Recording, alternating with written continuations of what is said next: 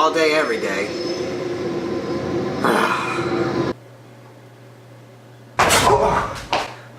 Dang, that's quite the entrance. Jeez. Here comes somebody being nosy. Hold on a sec. What is going on, guys? It's your boy, Mr. Strongbro, and I'm here today on my last day at work.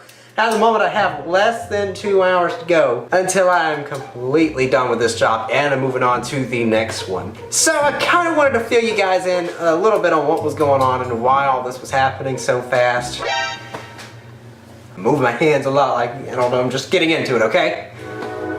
There's another dang train, really. As you guys heard from my last job, I was offered a much better job opportunity and I am leaving this place. So this is the last day me being here. And I'll kind of briefly fill you guys in with a story. Well, of course with Levy on the way and having a family of my own, I was going to extreme measures just to think how I could financially support my family. And I had even gone to the extreme of considering becoming a police officer like my dad, because growing up my parents always told me don't do it. It's not worth it. Definitely how much they pay you, it's definitely not worth the danger. And believe it or not, for the first time in my life, I actually had a peace about it and I was like confident, I was ready to go through the course. I was literally willing and like comfortable of going that far into doing, you know, police agency stuff. Being a police officer, alright? So of course, with God being silent through all this and asking him what he wants me to do, and I just go out, start taking the steps on my own, still not hearing anything from God. Keep in mind, the way God works sometimes,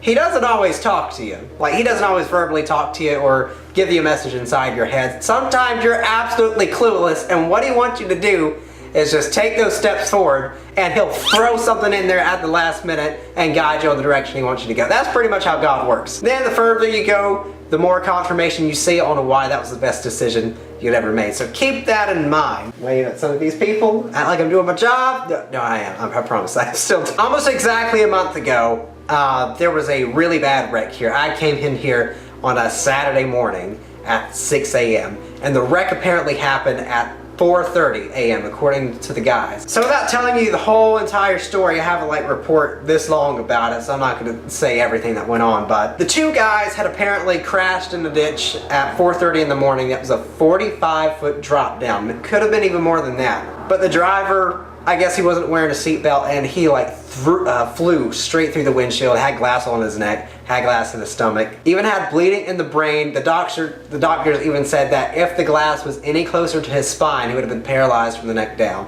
So it could have been much worse than that. So how I heard about it was about 8:45 in the morning. I had one of the guys, I guess he finally woke up, climbed out of the ditch and came over here and asked for help. And obviously there's not really anything I could do because, you know, you see this? This doesn't say police officer, this says security. So we're really limited at what we can do. All we can really do is call 911, so that's all I could do. And keep in mind, the guy that came up here, he was like completely out of it. Like, he couldn't even describe what happened. All he said was it was a wreck, and he made it seem like a fender bender right up the road. And I asked him where it was. He said he couldn't quite remember, so I knew something wasn't really right with that whole entire situation. So I called 911, they arrived about 5 minutes later and tended to both of the boys. So what happened was, it turns out the driver was actually a resident here and his dad owns a house here. I know them. So apparently word had gotten back that I was the one that called 911. It was my shift that day. And obviously the family came up here and thanked me for calling 911. Now keep in mind, I don't feel like I did squat.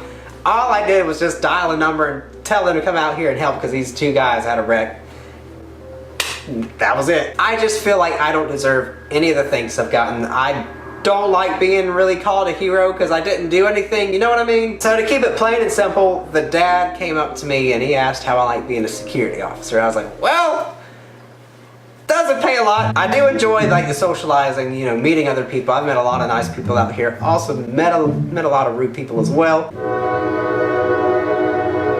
You can even see the lights back there. So anyway, he had mentioned to me that he was the manager of a wood mill here. They chipped all the wood, sent it over to the paper mill on a conveyor belt, and he said I could come by and see exactly what they do and even give it a shot to try it out. Like, companies like that don't give you a chance to try it out just to make a decision, you know what I mean? So that by itself is a very, very big deal, but the man told me, he promises I would not regret it.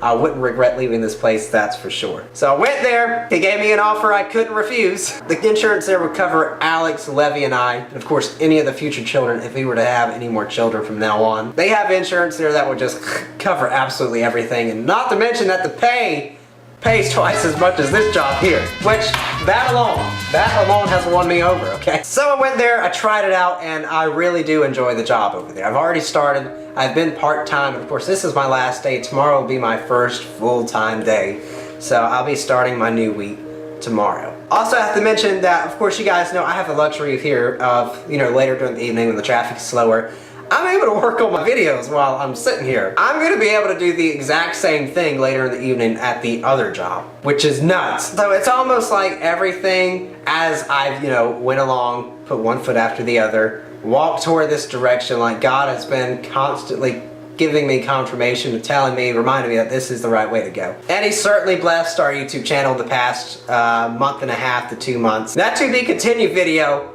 is crazy.